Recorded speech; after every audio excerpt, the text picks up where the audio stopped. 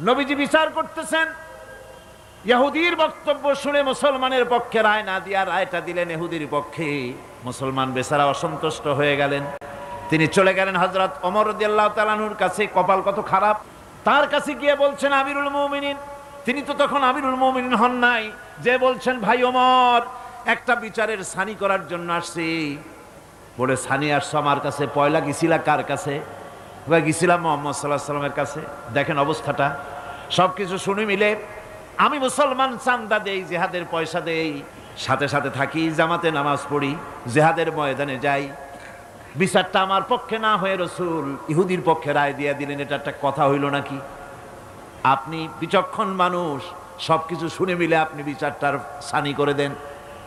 হযরত ওমর বলেন, বাবাজি অপেক্ষা করো, আমি তোমার বিচারের সানি করতেছি, দাঁড়াও।